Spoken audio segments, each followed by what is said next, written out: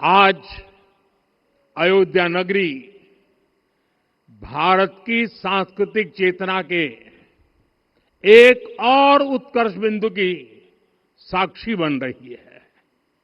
आज संपूर्ण भारत, संपूर्ण विश्व राममय है।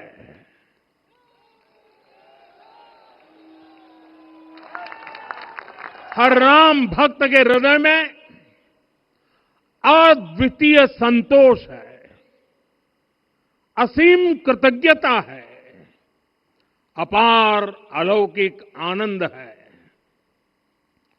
सदियों के घाव भर रहे हैं, सदियों की वेदना आज विराम पा रही है। सदियों का संकल्प आज सिद्धि को प्राप्त हो रहा है। आज उस यज्ञ की पूर्णाहुति है जिसकी अग्नि 500 वर्ष तक प्रज्वलित रही। जो यज्ञ एक पल भी आस्था से डिगा नहीं, एक पल भी विश्वास से टूटा नहीं। आज भगवान श्री राम के गर्भगृह की अनंत ऊर्जा, श्री राम परिवार का दिव्य प्रताप इस धर्म ध्वजा के रूप में इस दिव्यतम भव्यतम मंदिर में प्रतिष्ठापित हुआ है। और साथियों, ये धर्म ध्वजा केवल एक ध्वजा नहीं, ये भारतीय सभ्यता के पुनर्जागरण का ध्वज है। इसका भगवा रंग, इस पर रचित सूर्यवंश की ख्याति, वर्णित ओम शब्द और अंकित कोविदार वृक्ष राम राज्य की कीर्ति को प्रतिरूपित करता है। ये ध्वज संकल्प है, ये ध्वज सफलता है, ये ध्वज संघर्ष से सृजन की गाथा है, ये ध्वज सदियों से चले आ रहे स्वप्नों का साकार स्वरूप है। ये ध्वज संतों की साधना और समाज की सहभागिता की सार्थक परिणति है। साथियों, आने वाली सदियों और सहस्त्र शताब्दियों तक ये धर्म ध्वज प्रभु राम के आदर्शों और सिद्धांतों का उद्घोष करेगा। ये धर्म ध्वज आह्वान करेगा, सत्यमेव जयते नानृतम, यानी जीत सत्य की ही होती है, असत्य की नहीं। ये धर्म ध्वज उद्घोष करेगा, सत्यम एक पदम ब्रह्म सत्य धर्म प्रतिष्ठित, अर्थात सत्य ही ब्रह्म का स्वरूप है, सत्य में ही धर्म स्थापित है। ये धर्म ध्वज प्रेरणा बनेगा, प्राण जाए पर वचन न जाहि, अर्थात जो कहा जाए वही किया जाए। ये धर्म ध्वज संदेश देगा, कर्म प्रधान विश्व रची राखा, अर्थात विश्व में कर्म और कर्तव्य की प्रधानता हो। ये धर्म ध्वज कामना करेगा, बैर न विग्रह आस न त्रासा, सुखमयता ही सदा सब आशा। यानी भेदभाव, पीड़ा, परेशानी से मुक्ति, समाज में शांति और सुख हो, ये धर्म ध्वज हमें संकल्पित करेगा। नहीं दरिद्र कोउ दुखी न दीना। यानी हम ऐसा समाज बनाएं जहां गरीबी न हो, कोई दुखी या लाचार न हो। साथियों, हमारे ग्रंथों में कहा गया है, आरोपितम ध्वजम दृष्ट्वा ये अभिनंदनित धार्मिका ते अपि सर्वे प्रमुच्यते महापातक कोटि भी। यानी जो लोग किसी कारण मंदिर नहीं आ पाते और दूर से मंदिर के ध्वज को प्रणाम कर लेते हैं, उन्हें भी उतना ही पुण्य मिल जाता है। साथियों, ये धर्म ध्वज भी इस मंदिर के ध्येय का प्रतीक है। ये ध्वज दूर से ही राम लला की जन्मभूमि के दर्शन कराएगा और युगों युगों तक प्रभु श्री राम के आदेशों और प्रेरणाओं को मानव मात्र तक पहुंचाएगा। साथियों, मैं संपूर्ण विश्व के करोड़ों राम भक्तों को इस अविस्मरणीय क्षण की, इस अद्वितीय अवसर की हार्दिक शुभकामनाएं देता हूं। मैं आज उन सभी भक्तों को भी प्रणाम करता हूं, हर उस दानवीर का भी आभार व्यक्त करता हूं जिसने राम मंदिर निर्माण के लिए अपना सहयोग दिया। मैं राम मंदिर के निर्माण से जुड़े हर श्रमवीर, हर कारीगर, हर योजनाकार, हर वास्तुकार, सभी का अभिनंदन करता हूं। साथियों, अयोध्या वह भूमि है जहां आदर्श आचरण में बदलते हैं। यही वह नगरी है जहां श्री श्री राम ने अपना जीवन पथ शुरू किया था।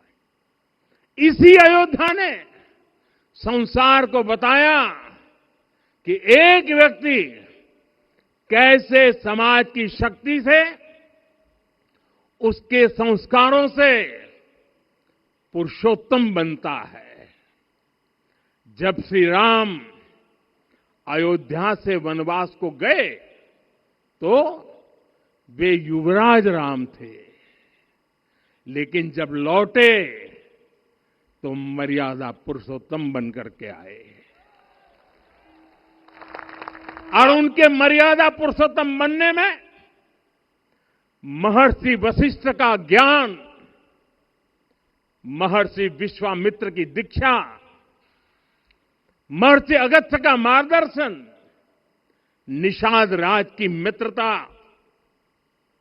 मां शबरी की ममता, भक्त हनुमान का समर्पण, इन सब की अनगिनत ऐसे लोगों की महत्वपूर्ण भूमिका रही है।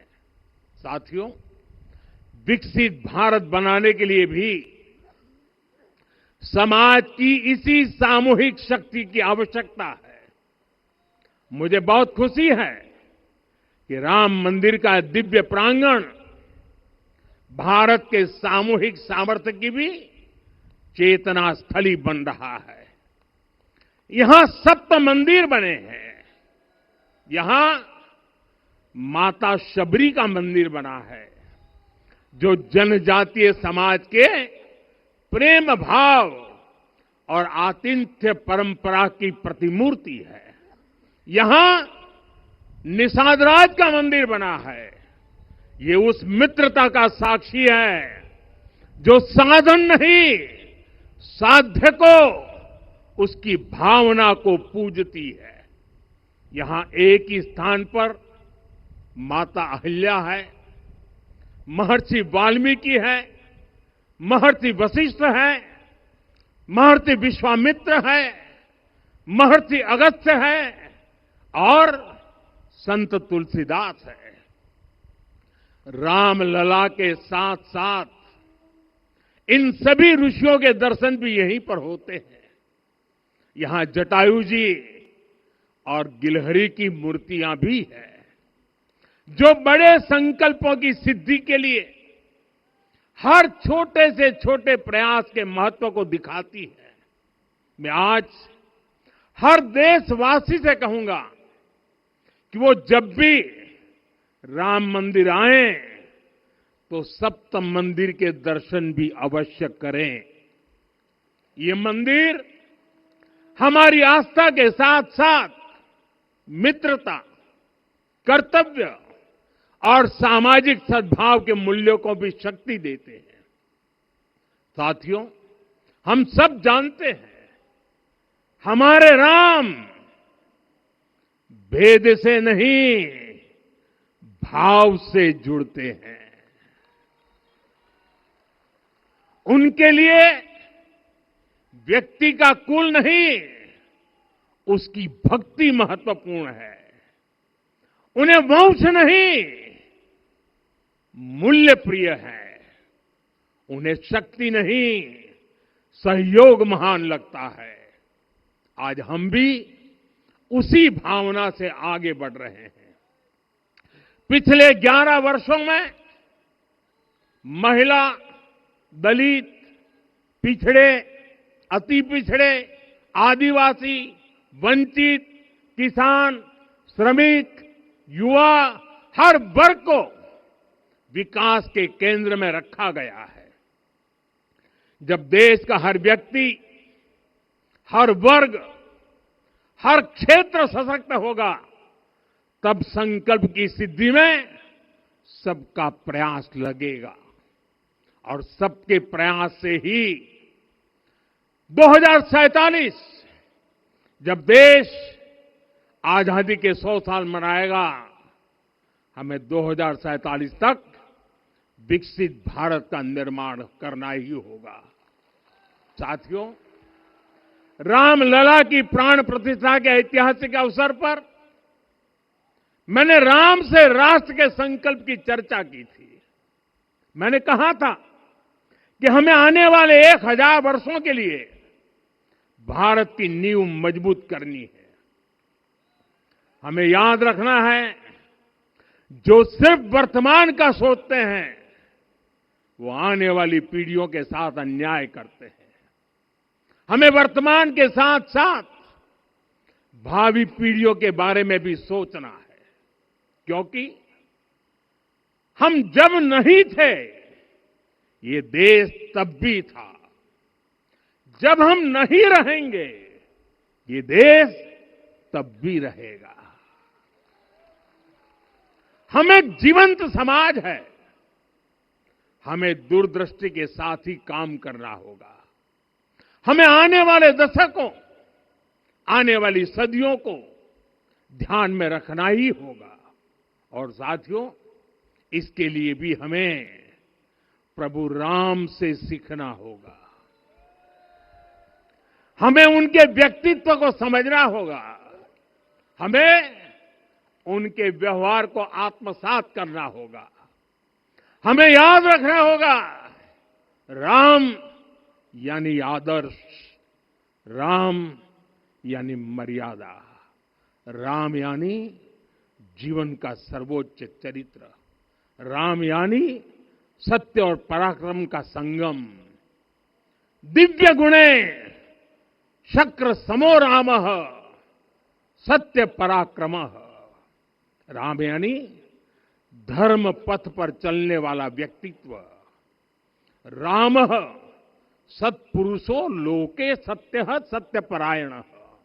राम यानी जनता के सुख को सर्वोपरि रखना, प्रजा सुखत्वे चंद्रस्य। राम यानी धर्म और क्षमा का दरिया, वसुधाया क्षमा गुणे है। राम यानी ज्ञान और विवेक की पराकाष्ठा। बुद्ध या बृहस्पति तुल्य। राम यानी कोमलता में दृढ़ता। मृदु पूर्वज भाषते। राम यानी कृतज्ञता का सर्वोच्च उदाहरण। कदाचन नोपकारेण कृति नैकेन तुष्यति। राम यानी श्रेष्ठ संगति का चयन। शीला वृद्धे ज्ञान वृद्धे वयोवृद्धे च सज्जने। राम यानी विनम्रता में महाबल।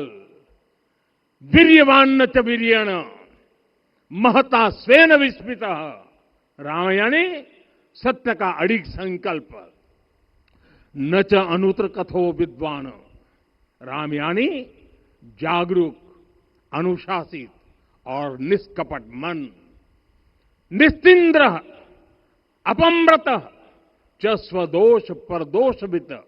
साथियों, राम सिर्फ एक व्यक्ति नहीं, राम एक मूल्य है, एक मर्यादा है, एक दिशा है। अगर भारत को साल 2047 तक विकसित बनाना है, अगर समाज को सामर्थ्यवान बनाना है, तो हमें अपने भीतर राम को जगाना होगा। हमें अपने भीतर के राम की प्राण प्रतिष्ठा करनी होगी। और इस संकल्प के लिए आज से बेहतर दिन और क्या हो सकता है। साथियों, 25 नवंबर का यह ऐतिहासिक दिन अपनी विरासत पर गर्व का एक और अद्भुत क्षण लेकर आया है। इसकी वजह है धर्म ध्वजा पर अंकित कोविदार वृक्ष। ये कोविदार वृक्ष इस बात का उदाहरण है कि जब हम अपनी जड़ों से कट जाते हैं तो हमारा वैभव इतिहास के पन्नों में दब जाता है। साथियों, जब भरत अपनी सेना के साथ चित्रकूट पहुंचे तो लक्ष्मण ने दूर से ही अयोध्या की सेना को पहचान लिया। ये कैसे हुआ, इसका वर्णन वाल्मीकि जी ने किया है। और वाल्मीकि जी ने क्या वर्णन किया है? उन्होंने कहा है, विराजित उद्गत स्कंधम कोविदार ध्वजः रथे। लक्ष्मण कहते हैं, राम, सामने जो तेजस्वी प्रकाश में विशाल वृक्ष जैसा ध्वज दिखाई दे रहा है, वही अयोध्या की सेना का ध्वज है। उस पर कोविदार का शुभ चिन्ह अंकित है। साथियों, आज जब राम मंदिर के प्रांगण में कोविदार फिर से प्रतिष्ठित हो रहा है, यह केवल एक वृक्ष की वापसी नहीं है, यह हमारी स्मृति की वापसी है, हमारी अस्मिता का पुनर्जागरण है, हमारी स्वाभिमानी सभ्यता का पुनः उद्घोष है। कोविदार वृक्ष हमें याद दिलाता है कि जब हम अपनी पहचान भूलते हैं तो हम स्वयं को खो देते हैं, और जब पहचान लौटती है तो राष्ट्र का आत्मविश्वास भी लौट आता है। और इसलिए मैं कहता हूं, देश को आगे बढ़ना है तो अपनी विरासत पर गर्व करना होगा।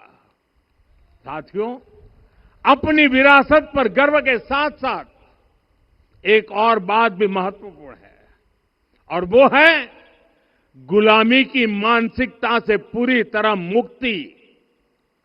आज से 190 साल पहले 190 साल पहले साल 1835 में 1835 में मैकाले नाम के एक अंग्रेज ने भारत को अपनी जड़ों से उखाड़ने के बीज बोए थे। मैकाले ने भारत में मानसिक गुलामी की नींव रखी थी। 10 साल बाद, यानी 2035 में उस अपवित्र घटना को 200 वर्ष पूरे हो रहे हैं। कुछ दिन पहले मैंने एक कार्यक्रम में आग्रह किया था कि हमें आने वाले 10 वर्षों तक उस 10 वर्षों का लक्ष्य लेकर चलना है कि भारत को गुलामी की मानसिकता से मुक्त करके रहेंगे। साथियों, सबसे बड़ा दुर्भाग्य यह है कि मैकाले ने जो कुछ सोचा था उसका प्रभाव कहीं व्यापक हुआ। हमें आजादी मिली, लेकिन हीन भावना से मुक्ति नहीं मिली। हमारे यहां एक विकार आ गया कि विदेश की हर चीज, हर व्यवस्था अच्छी है और जो हमारी अपनी चीजें हैं उनमें खोट ही खोट है। साथियों, गुलामी की यही मानसिकता है जिसने लगातार यह स्थापित किया। हमने विदेशों से लोकतंत्र लिया। कहा गया कि हमारा संविधान भी विदेश से प्रेरित है, जबकि सच ये है कि भारत लोकतंत्र की जननी है, मदर ऑफ डेमोक्रेसी है। लोकतंत्र हमारे डीएनए में है। साथियों, अगर आप तमिलनाडु जाएंगे तो तमिलनाडु के उत्तरी हिस्से में उत्तीरमेरूर गांव है। वहां हजारों वर्ष पहले का एक शिलालेख है। उसमें बताया गया है कि उस कालखंड में भी कैसे लोकतांत्रिक तरीके से शासन व्यवस्था चलती थी, लोग कैसे सरकार चुनते थे। लेकिन हमारे यहां तो मैग्ना कार्टा की प्रशंसा का ही चलन रहा। हमारे यहां भगवान बसवन्ना, उनके अनुभव मंटपा की जानकारी भी सीमित रखी गई। अनुभव मंटपा यानी जहां सामाजिक, धार्मिक और आर्थिक विषयों पर सार्वजनिक बहस होती थी, जहां सामूहिक सहमति से निर्णय लिए जाते थे। लेकिन गुलामी की मानसिकता के कारण इस भारत की कितनी ही पीढ़ियों को इस जानकारी से भी वंचित रखा गया। साथियों, हमारी व्यवस्था के हर कोने में गुलामी की इस मानसिकता ने डेरा डाला हुआ था। अब याद करिए, भारतीय नौसेना का ध्वज सदियों तक उस ध्वज पर ऐसे प्रतीक बने रहे जिनका हमारी सभ्यता, हमारी शक्ति, हमारी विरासत से कोई संबंध नहीं था। अब हमने नौसेना के ध्वज से गुलामी के हर प्रतीक को हटाया है। हमने छत्रपति शिवाजी महाराज की विरासत को स्थापित किया है। और ये सिर्फ एक डिजाइन में बदलाव नहीं हुआ, ये मानसिकता बदलने का क्षण था। ये वो घोषणा थी कि भारत अब अपनी शक्ति अपने प्रतीकों से परिभाषित करेगा, न कि किसी और की विरासत से। और साथियों, यही परिवर्तन आज अयोध्या में भी दिख रहा है। साथियों, ये गुलामी की मानसिकता ही है जिसने इतने वर्षों तक रामत्व को नकारा है। भगवान राम अपने आप में एक वैल्यू सिस्टम है। ओरछा के राजा राम से लेकर रामेश्वरम के भक्त राम तक और शबरी के प्रभु राम से लेकर मिथिला के पाहुन राम जी तक, भारत के हर घर में, हर भारतीय के मन में और भारतवर्ष के हर कण कण में राम है। लेकिन गुलामी की मानसिकता इतनी हावी हो गई कि प्रभु राम को भी काल्पनिक घोषित किया जाने लगा। साथियों, अगर हम ठान लें अगले 10 साल में मानसिक गुलामी से पूरी तरह मुक्ति पा लेंगे। और तब जाकर के ऐसी ज्वाला प्रज्वलित होगी, ऐसा आत्मविश्वास बढ़ेगा कि 2047 तक विकसित भारत का सपना पूरा होने से भारत को कोई रोक नहीं पाएगा। आने वाले 1000 वर्ष के लिए भारत की नींव तभी सशक्त होगी जब मैकाले की गुलामी के प्रोजेक्ट को हम अगले 10 साल में पूरी तरह ध्वस्त करके दिखा देंगे। साथियों, अयोध्या धाम में रामलला का मंदिर परिसर भव्य से भव्यतम हो रहा है और साथ ही अयोध्या को संवारने का काम लगातार जारी है। आज अयोध्या फिर से वह नगरी बन रही है जो दुनिया के लिए उदाहरण बनेगी।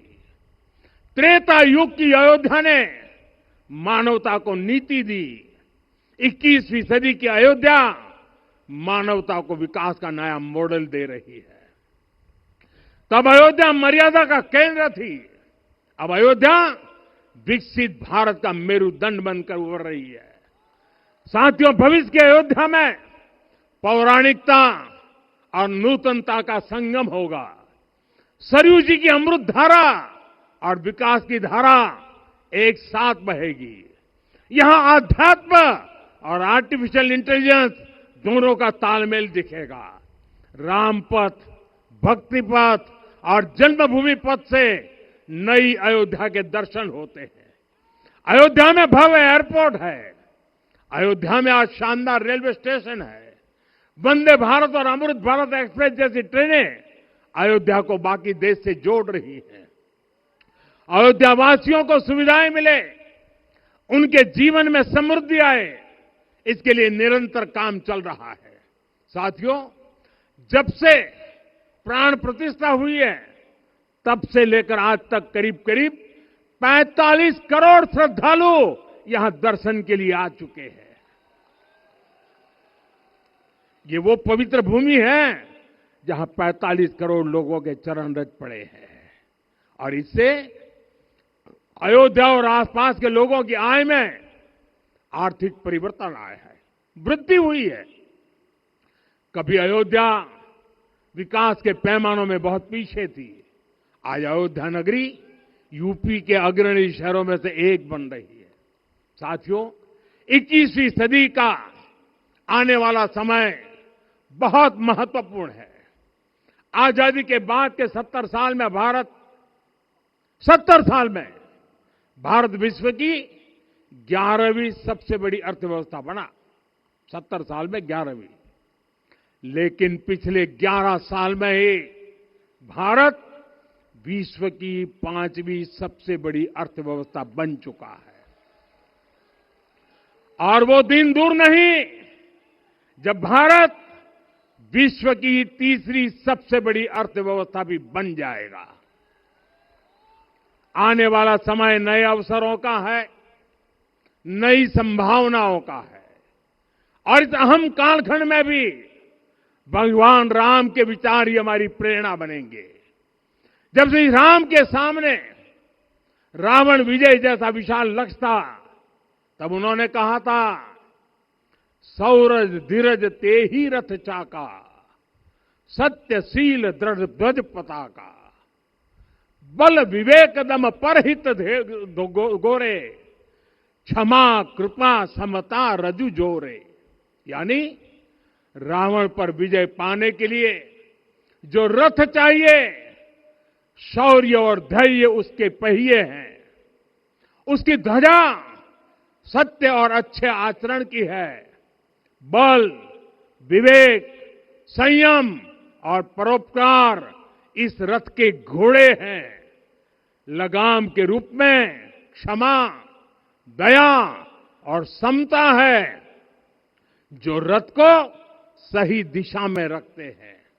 साथियों, विकसित भारत की यात्रा को गति देने के लिए ऐसा ही रथ चाहिए, ऐसा रथ जिसके पहिए शौर्य और धैर्य हो, यानी चुनौतियों से टकराने का साहस भी हो और परिणाम आने तक दृढ़ता से डटे रहने का धैर्य भी हो।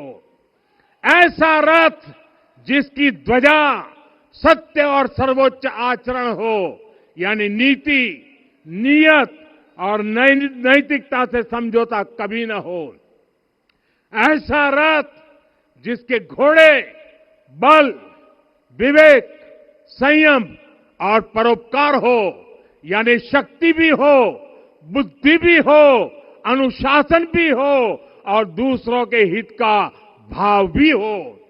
ऐसा रथ जिसकी लगाम क्षमा, करुणा और संभाव हो, यानी जहां सफलता का अहंकार नहीं और असफलता में भी दूसरों के प्रति सम्मान बना रहे।